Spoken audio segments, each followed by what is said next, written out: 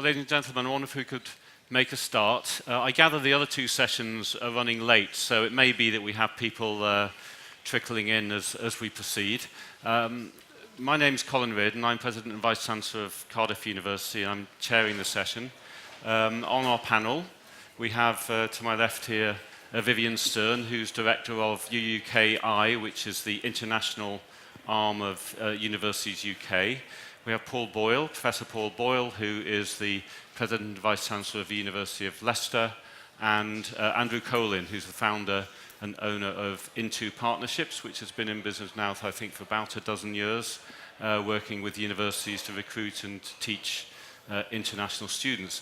Now, this topic of higher education exports, I think even 10 years ago, it was almost taboo to kind of use the word exports in relation to higher education, and the whole development of seeing higher education as an export sector, I think, has happened over the last decade or so. Now, I think, very, very widely understood and accepted that universities in their own right are major economic actors, that we're a significant sector, and I won't go into the detail because I'm sure that our panelists will in their introductions. But that's really the basis for today's, for this particular session. And, you know, the issues we really want to be considering is what will Brexit mean for universities as export earners. So I'm going to ask each panelist to talk for maybe 5 minutes, but no more, and that will leave us a bit of time then for discussion and questions afterwards. So I don't know who wants to start. Is it Vivienne? Yeah. It's kind of helpful having Big Ben outside the window. Oh, yeah. The timing thing. I just want to really make 4 points. One is that higher education is a really considerable export industry currently. The second is that it provides a very important foundation for other forms of export for other sectors. So, you know, important not just for its own sake, but also for the wider UK economy. The third is that we have really significant room to grow. And the fourth is that there are some new opportunities created by our decision to leave the European Union, particularly in respect of trade negotiations. So there's sort of 4 points that I'd like to try and cover in 5 minutes, which is heroically unrealistic. The education sector as a market is one of the largest sectors in the global economy. So it's second only to healthcare if you count public investment in education. And for the UK, it's already our 5th largest service sector export. So it's already really, really significant. A very large proportion of those export earnings are derived from the recruitment of international students onshore.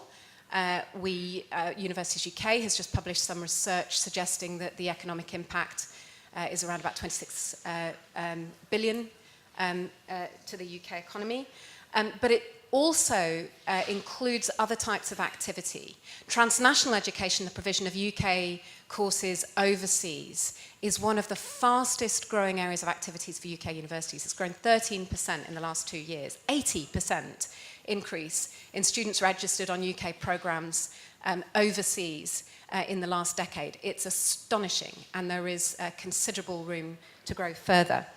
And then finally, there are other forms of direct export, including things like contract and consultancy activity, both in education and research, and opportunities for universities to leverage their industry links to work with companies and university partners globally in ways that also can return income directly to universities, but also to the wider UK economy. The fact that universities can also play a sort of gateway role in opening up export opportunities for other sectors, I think, is really increasingly well understood by the government. You look at the GREAT campaign, you look at the way that the government's promotional campaign promoting the UK leverages innovation, knowledge, universities. They absolutely understand that, this clever country, has a real appeal to people who are looking to invest money inwards, to look for trade partners, for collaborators in various industries. So I think we're quite important to brand Britain. And the soft power, I won't go into the soft power advantages, are also very, very well understood. And our prestige university brands also open up market opportunities for commercial providers and I won't go into your business, but I think part of the success of some of our wider education sector activity has been because we've got this sort of very, very strong brand when it comes to higher education. So it's a kind of foundation for a variety of other sorts of opportunity. And we've got considerable room to grow. So the market, just thinking about onshore recruitment, the market for overseas education is growing really, really rapidly. There's a prediction that it will grow to something like 7 million by 2030. It's a rapidly growing market, and more or less stable number, about 2% of those students will, about 12% of those students will come to the UK unless we do a tremendous job of shooting ourselves in the foot. And on transnational education, we've seen this very rapid growth I mentioned. I think that we're still just scratching the surface of the opportunities that are available to UK institutions to provide education for people who are never going to be globally mobile, who want to study in their own countries, but also as a way of providing an opportunity to access UK higher education, partly in your own country and then partly back here in the UK. We have seen some features of this sector that should worry us. First of all, I think it really should be something that we take note of, that over half of the international students we recruit to the UK come from just 10 countries, which means we're doing great in a small number of countries and we're probably underperforming in a wide variety of other places. So if we got our act together, I think we could do better. And I would argue, though I'm not going to go into visa policy, that stagnant growth of inward international student numbers has been an active choice of government. So we've grown at between 0 and 2% a year, whilst the USA, Canada, Australia and Germany have grown at between 8 and 10% a year in the last 3 years. So we have chosen stagnant growth, and we could choose something different. And then finally, there are some specific sectors where I think there is really considerable untapped opportunity. English language education and the provision of professional education for both the education and healthcare sectors around the world. An opportunity for the UK to do something it does very, very well and meet the urgent and pressing needs of some very fast-growing economies with real pressures to meet the demand of growing populations with high-quality supply in those sectors. And then finally, very briefly on trade negotiations.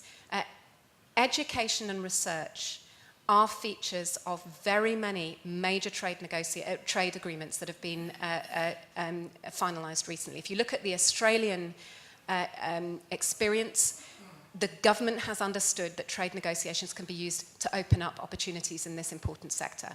Things like qualification recognition, market access for transnational education, and the mobility, opportunities for mobility of staff and students. And my final comment is this. When Prime Minister May went to India to talk to Prime Minister Modi about a trade agreement between the UK and India, he said, "You want our trade, but not our children." And I think we're going to have to think about that. Thanks very much, Vivienne. If you pass to Paul, and you said you weren't going to go into visa policy, I think we probably will at some point. Paul. Yes, I might touch on it a little bit. Thanks very much, Vivienne. And Vivienne and I spoke before we came to the session, so what I'm going to cover, I agree with an awful lot of what Vivienne's pointed out, and I think gives really solid background to some of the points that I'll make, so hopefully these points should align a little bit. What I'm going to focus on a little bit is where is the strategy? And you've heard a number of points that Vivienne's made, the strength of the sector, how well the sector can potentially do, but also that perhaps the sector is not doing as well as it might for a variety of reasons. So I think we need to think carefully about strategy. And I think the other thing we need to, of course, think about is Europe and Brexit. And I'll touch on some of the reasons why Europe and Brexit is of great concern to the university sector and some of the issues around that. And finally, just come up with the rather obvious conclusion that I think if we are going to develop a national strategy around research, innovation, education, students and so on, there could be no better time to do that than at a time when Brexit has just come along. So they'll be the key points I'm trying to make. So as far as the strategy is concerned, I do think that across Whitehall there is growing recognition of the value that we've just been talking about. I don't think it's that government is blind to the strength of our HE sector.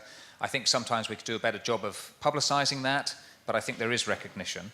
The Prime Minister has said a number of times that the UK should be the best place in the world to do research, so we're very pleased to hear that sentiment and that the Prime Minister is really arguing strongly for it, and indeed David Davies today, I think, reiterated that point.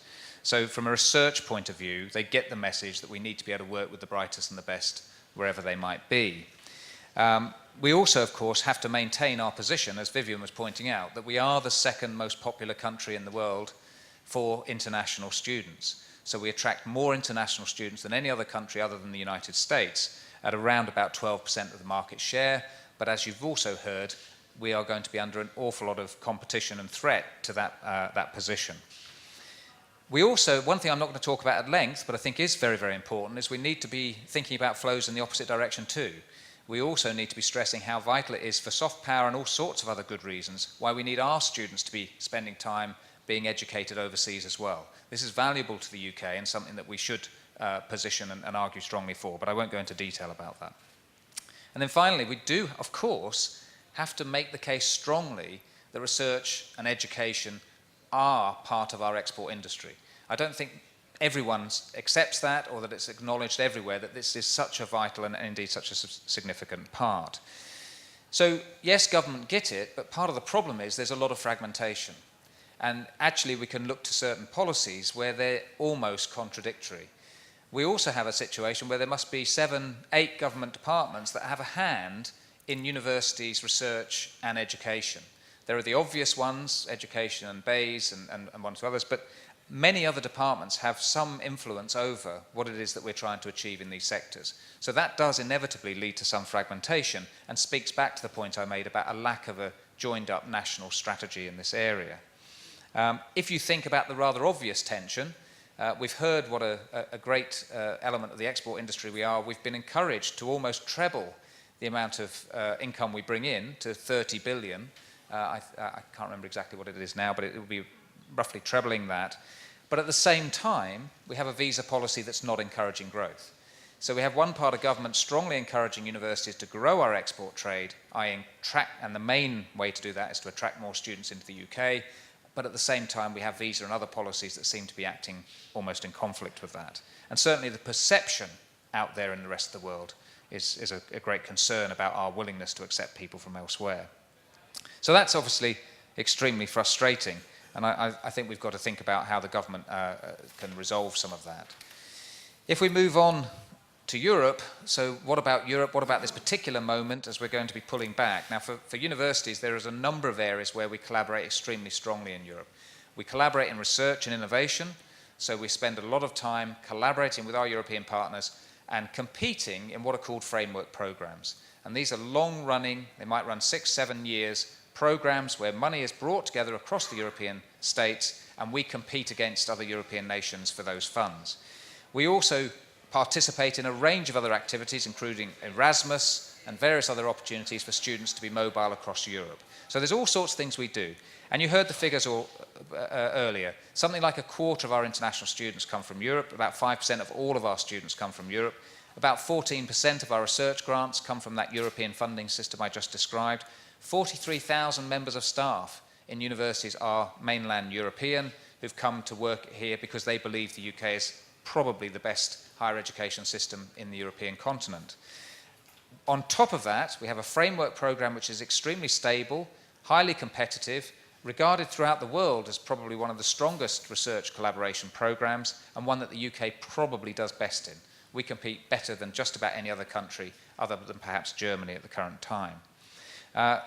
In addition to that, European harmonisation means that we have a whole series of regulations that are now standard and allow for easier work in research. Clinical trials and other things are easier to do because we have similar standards and regulations across Europe.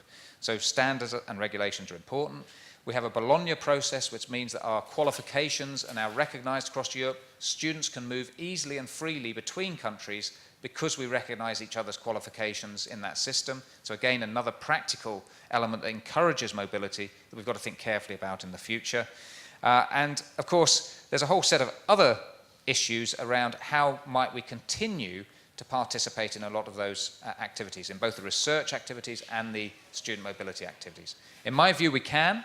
There are other countries who participate, who are associate partners to the European system, and although the language of government is difficult, we hear a lot from government that they want us to continue to collaborate in Europe, they see the value of that, but we also see the difficulty for the government in accepting we want to have associate partnership to some of the activities in Europe. So there's a real conundrum there for us, and one that we really want to press hard on. There will be a big debate around how much we can influence and shape European research structures if we're going to play a part of them if we're no longer a member of that European community. So there's a whole set of pressing, I'll just finish with one or two key points, a lot of pressing issues. Broadly, they can be divided up perhaps around staff and students. So on staff, we are only as good as the staff that we can recruit into the UK. Our system is good because we attract the brightest and the best. So we have to do everything we can to make that possible. Europe was a fantastic system for us being able to attract the best staff. They were freely able to move here. They were able to compete for grants in a European system, and when they won them, they were free to choose where to hold those grants, and we benefited hugely because many Europeans chose to hold those grants in the UK because they see it as such a fantastic system. So we've got to think really hard about how we make it as easy as possible for all staff from wherever in the world they might come from to come and work here in the UK. The second area is around students, and we must stop shooting ourselves in the foot. We can do much better at attracting more students into the UK than we currently do. And the rhetoric from government is not helping with that. We do know that in countries, as we've just heard, like India and elsewhere, there is a perception that the UK is not as welcoming as perhaps it once was. And that's a huge damage to our export industry, but it's also huge damage to soft power and all sorts of other benefits that come from students coming and spending time in this system. We cannot have a situation where Australia, Canada, and others are going to international recruitment fairs and marketing themselves as we are not the UK, we welcome students. That's a situation that puts us into great, great difficulty. So I think in the end, going right back to the very first point I made, we need a strategy around all of this. We need a joined up strategy that brings together the different elements from different government departments, and now, with Brexit, is exactly the right time to develop that strategy. Thank you. Thanks very much, Paul. So, Andrew now, please. Thank you very much. As the junior private sector partner on this panel, and having been invited by Colin to join, I ought to say a few nice things about the UK university sector as a whole. I mean, it's a fabulously successful, high-performing part of our economy. As a percentage of our GDP, we spend some of the lowest levels of percentage in the developed world on higher education, and simply deliver some of the highest outputs. We've got about 50 or 60 of the world's top 500 universities are in the UK, and until very recently, it really was a destination of choice and leading the way in terms of growth and opportunity. And what we've done to international higher education and brand UK in the last 4 or 5 years has been a source of real personal concern, financial loss for institutions. It's cost thousands of jobs and billions of pounds to the UK already. And I hope this moment we'll get a bit of a new broom where the government will actually be able to show some leadership in the future in such a way that actually create the conditions where one of our very best export industries, and something that we genuinely lead the world in, can grow and expand and fulfill its potential. It's ironic, isn't it, that actually at a time where the demand for higher education is growing inexorably, the need for highly qualified graduates is increasing at an amazing rate, the capacity of the UK to step forward and to fulfill that role is really evident, and yet it's a time when we're really doing untold damage to the sector and actually not seizing that sort of opportunity. So inter-university partnerships builds international education centres on university campuses around the world. We do this in China now, who are developing their export higher education industry. We do this in the UK. and we do this in America. And our business is continuing to grow very nicely up until very recently, but not in the UK. So the competitive positioning of the UK is causing some concern. But I think this is an opportunity where we really need to get joined up policy. And in the previous session, hearing Baroness Wolf talk about setting the right measurements and avoiding quantitative targets that become albatrosses, I think there's no finer example than that, than the immigration target that we've got of measuring it in hundreds of thousands. It doesn't make any rational sense to anybody that we should be having an arbitrary number like that. We need to be having a thoughtfully developed policy that actually encourages the brightest and the best to come to the UK, that exploits our national capability to be a centre of learning for developing intellectual capital and preparing young people for the futures. And the idea that we should restrict that based upon simple number targets doesn't seem to make any sense, and that we're conflating issues on the one hand in that number target with welfare tourists at one end versus high premium paying international students who want to come in and bring prosperity into the UK and add immeasurable value to our economy, and academics and researchers that are part of that whole ecosystem. The fact that we're conflating all of those into one number target, I've not met anybody that actually sees any sense in that, but I've never really met Theresa May, so I'm looking forward to the opportunity one day.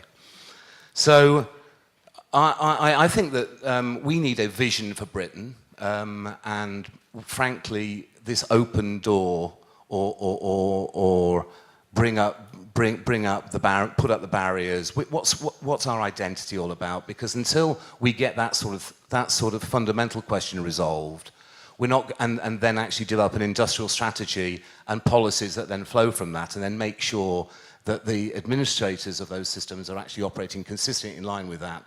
We're going to be going backwards and forwards. Missions are going to be going to India and actually talking completely contradictory messages and making us look stupid and damaging our international performance. So I think getting a vision clear, getting political leadership for that, established very, very quickly, and I hope that comes very soon after the general election, or we're really going to be damaging ourselves in the long term in the UK. I think the other thing that is really interesting is that when you think about the opportunity in international higher education, we've got some of the best brands in the world, and actually I think that what I would like to see in the next 10 years is universities embracing public-private partnering with even more zeal and enthusiasm than they have in the last 10 years. And it's interesting, if you look at the number of private sector collaborations with universities 15, 20 years ago, very few. They're all over the world now, and in the UK, the private sector is really engaging meaningfully to build capacity within the higher education sector to support access and support mobility and building capacity within the sector.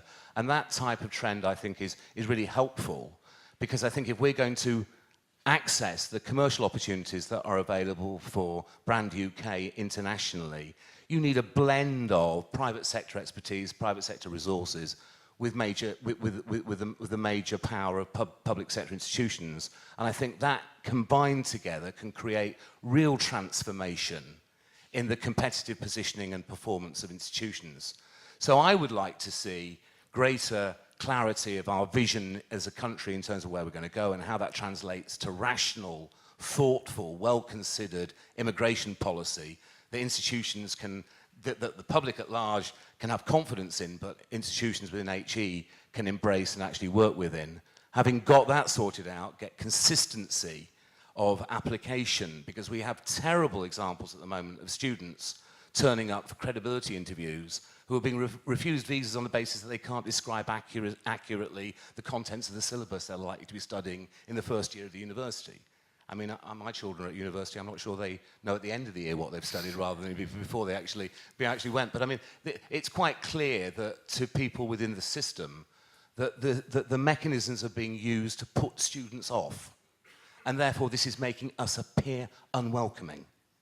And that's very, very damaging in terms of our standing, and we'll take some turning around.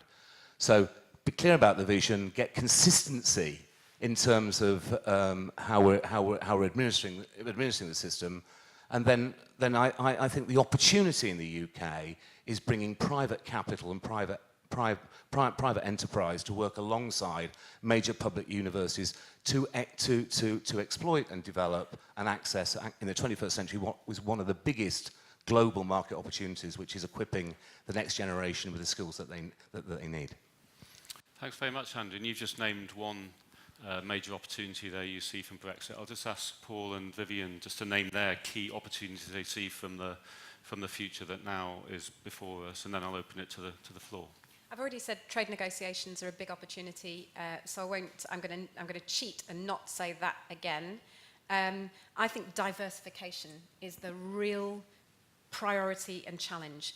I said half of our students are coming from 10 countries. We are seeing almost exponential growth in transnational provision, but it's also quite highly concentrated. If we, as Paul said, get our act together as a country, with government and the sector working together, with private sector partners, with some clear ambitions, we can unlock opportunities in a wider range of places. That would be my point. Thanks, Paul. And I would probably just re-emphasize the point I made about the strategy. It is the case that we can do better in this particular export industry almost inevitably. We know how to do it. We can genuinely increase the amount of income we bring into this country very, very quickly. It's not necessarily the case in all areas of trade.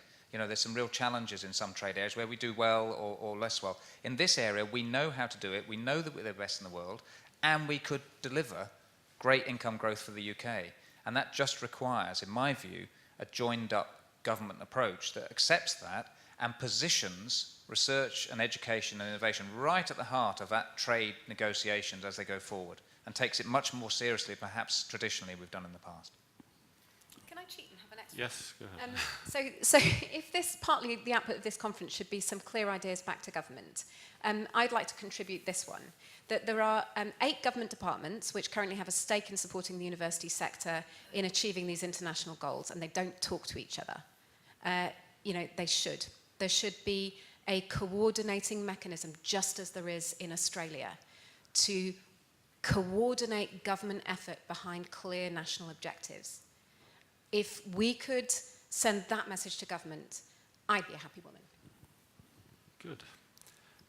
Who would like to start this question? Okay, I've got 1, 2, 3. I'll start at the front. Jonathan. I think we need the microphone so it can be recorded and so we can hear. Oh, sorry, I meant, well, yes, you go next then. As Alistair Buchan speaking from Oxford, I think one of the things that our universities need to make clear to everybody is that they really are part of a much bigger enterprise than just the UK. And people come from Australia, they come from Canada, they come from the US because we're part of Europe. So in moving through this Brexit process, we've actually got to reinvent how we integrate academically with Europe, not just for research, but actually students come to UK universities because we are part of Europe. And I worry that the message we're sending out to the rest of the world is actually potentially going to damage the sector. The messaging is a key part. I think that's a helpful observation. There's a question here, and then we'll just do it in reverse order. Yeah. Yeah. I'd like to know. There's a microphone there. I'd like to know how many students came in last year or the last year for which you have figures. I would like a number, not a percentage. Do you have that? And the other thing I would like to say is if there are 8 government departments, I deal with a government department, you are never going to get them talking to each other. And furthermore, governments change all the time. So this may already exist, but it seems to me you need a publicity department representing all universities in Britain that stays in place for a bit. Absolutely. Well, I think Vivian can respond on that one. So the total number of international students, EU and non-EU, according to HESA, in 14-15, it's about 425,000. So that's not new entrants. I don't, at my fingertips, have new entrants, though. Alistair Jarvis may do. It's quite possible. We do. One thing I'd like to give some massive credit to government for is launching the Study UK, Discover U campaign, part of the GREAT campaign. I think that proactive, positive, upbeat effort to promote the UK as a destination for study and a partner in transnational education is a good thing, and it should continue. We need a longer-term commitment for that. Yes, I think Vivian's absolutely right. In a sense, we've got the sort of marketing. They accept the outward-looking bit is important, but going back to the same old point, we need that join up behind the scenes. And your point about getting discussion across departments, well, you're absolutely right. The UK does have very siloed government departments, but we do have an industrial strategy, and that clearly relates to a number of different areas of government. I think we could come up with a strategy for higher education export industry in just the same way. It wouldn't be that difficult. What it requires is agreement across those government departments to point in the same direction, I think. If I could just add two things to that. The first is there is real goodwill in government. You know, we do find open doors on this, so it is possible to have those conversations. The other one is, of those 425,000, 125,000 roughly are EU students. And of those, more than half are undergraduates who at the moment have access to student loans. Once they don't have that, I think we're going to see a big drop, you know, well into the many tens of thousands of EU students coming, which will drop that number massively. So, yeah, there is going to be an impact, and we need to think about how we counteract that, what we want to do about that. Did you want to add anything, Andrew, before I take another question? No. Okay. So, Jonathan, I think, at the front here. If we can have the microphone down at the front.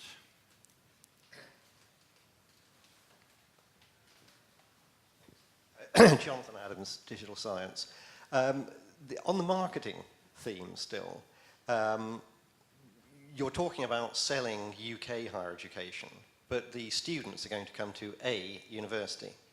So within that message, there's also the need to promote the individual universities. And when we look at that 425,000 students, they're not distributed evenly across the system. They're quite concentrated in particular places. So from the point of view of Cardiff and Leicester and other universities, how does your individual strategy in promoting what you have to offer international students fit into the overall national strategy? And how well is that mediated, and how well is that supported by government? Not just the message that the UK higher education system is great, but these different universities have something specific to offer. Paul. You're absolutely right, and in fact I think we take that very seriously already. Part of the way we market is to market the UK, so part of the marketing for the UK is about higher education being great here, and that we have a fantastic system in place to offer education. And of course each university on top of that does its own marketing. You are right, not all universities attract as many students as others. It does vary across the sector. You do find that a lot of the research-intensive institutions are attracting quite large numbers. In my institution, just under a third of all the students at Leicester's campus are from outside the EU. So it's a very high proportion of the students on campus are international students. But you're absolutely right, it's a dual approach. We participate in advocating for the UK.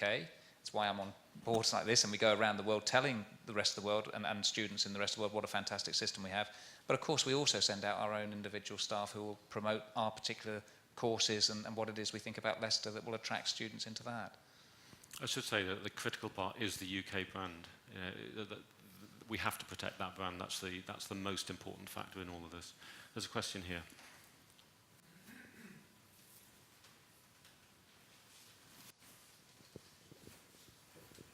James Kidner from Improbable. We're a tech startup. It's been a fascinating discussion, but this is the first of the discussions that I've attended this morning where, in a sense, the nostalgia for the pre-Brexit world has bubbled over into a sort of bilious attack on those who voted to leave. And it's perhaps not surprising because all of us in this room, in a sense, represent part of that. Part of what drove that vote was worries about immigration. Indeed, that was largely a vote on immigration. What's your advice from the panel on the ways in which the universities can help? I accept that there are nearly 500,000 students here legitimately studying, and that's much to be celebrated. There are a large number of people who came in on student visas who are here who worry the majority of the population. How can the universities help to address that problem rather than simply berating government for getting it wrong and sounding unwelcoming? Yes, Paul, first. Yeah. Okay, I mean, there's a lot of evidence there. And firstly, all the surveys suggest that the public are perfectly happy to accept students into the UK. The surveys that have been done show that the vast majority of people do not regard students as the sorts of migrants that perhaps some people have been decided to vote Brexit because of. So that's the first thing. I think the public in general get it. Secondly, I think there's actually quite a consensus across various parties. If you look at all parties, and in fact many people in all of those parties, I think there are sensible discussions going on about should we be counting students in the net migration figures and so on, given that they are temporary residents. They're not people who are planning to migrate here. They are people planning to go back. So I think there's pretty much consensus across most parties. Even UKIP agree that the students should be taken out of the net migration count. And I think if UKIP agree, that's probably an indication, given the voters that they're likely to be trying to draw in, that actually the public are not worried about students who come in. I think they see the benefits. And if I look to my region in particular, I mean, the East Midlands, we have 3 universities in the East Midlands, benefits hugely at a local level from those students coming in. And we do a lot of work promoting that locally, reminding people of the benefits to the local economy, not just to the university, but to the local economy that come from having those students coming over. So I don't think it's such a big problem. We may have given an impression that we're just sort of rather anti-Brexit and trying to berate everyone for that. I don't think that's what we were trying to say. And I think some of the points that I made were points that were true regardless of whether we took this Brexit vote. I don't think we're joined up enough in government about our international strategy. That's not because Brexit's happened. That exists anyway. The point I made was that Brexit will change things for universities, and now is a good time to rectify that problem. No, simply to reiterate Paul's point that if you heard it as a bilious attack on those who voted for Brexit, certainly that is not the intention. I think we see opportunities, we see room for growth, we simply think this is an opportunity to adjust an area of policy that's been holding us back. One last question, lady at the back there. Yes, if we can get the microphone. Might have time for one more. So here we go. Quick one. Okay, I'm Pamela Cotty. I'm from Charles University in Prague. You can hear from my accent I'm an American citizen, but also a British citizen. I just want to add something to the discussion, which is, I don't know to what extent people here are aware of it, but when I applied 8 years ago for a master's program, I thought, well, I only have the choice really to do it in the UK or in French-speaking. Many, many European universities are now offering masters in English and increasingly bachelors as well. I could study in Sweden, I could study European studies almost anywhere in Europe. And it's happening to a huge extent at my university, where I'm in the Faculty of Social Sciences. We now have a number of bachelor's programs and master's programs given in English, which means there's going to be increasing competition for the UK higher education sector, because as part of that, they're also trying to recruit native English speakers, train their staff's English skills. So I just want to mention it as another factor that's in this discussion. Helpful Thank observation. There is real competition out there within Europe and beyond. I think probably I can take one more question, which is the gentleman here. Can we have it's just so it's also recorded as well as... Sorry, thank you. Alex Murdoch. I'm a emeritus professor, but I'm also linked now in my dotage to about 4 European universities. And I share the comment made that increasingly teaching English. I have a huge advantage because my English is neutral and not regional. So that's a little edge. But the point I think I make is, first of all, that international students, there's 2 categories. And as a former business professor, it's clear that non-EU students economically are far more attractive. The ones that are coming from the EU essentially take loans from the British government, and we won't discuss whether they get paid back. But the ones that come internationally pay the international student rate. And so in a sense, if you're looking at expanding international markets, then the market outside the EU in purely economic terms is probably a more attractive one than the one within the EU. And that's just an observation. I don't think the comment has been widely made about that purely in economic terms. I'd welcome a thought on that. Yes, I think you're right. If you talk about the economic situation, and of course there are 2 parts to that as well. One part is how much income comes to the universities. Well, of course, because our fees are now set at 9,000, depending on which course they're doing, the international student fee may or may not be a great deal higher than that. So that's the first point. But you are right. But of course, with Brexit, we're assuming that European students would become international students. So we don't know what will happen in the negotiations, but the assumption is that they would no longer have access to the loan book and that they will be charged fees similar to students from elsewhere in the rest of the world. So I think that's a key point. And if I could, I mean, when you think about that, very quickly, Paul, very last point, the fees issue, if you look to Germany, and we've just heard about the competition in other parts of Europe, don't also forget that Germany doesn't really charge a fee. They welcome students from all over the world to come to Germany to study, and the way they explain that to their population is they get value back by encouraging those students to work in the economy afterwards, to use the skills they've learned and contribute to the economy. We have a system at the moment where the perception is that we are very happy to take you with a very high fee, and once you've finished your studies, we'd be keen to see you leave. Germany has flipped that, and actually to great credit, I think. So I think we're just about out of time, but thanks, Paul, and thanks to all our panel. Thank you, everybody.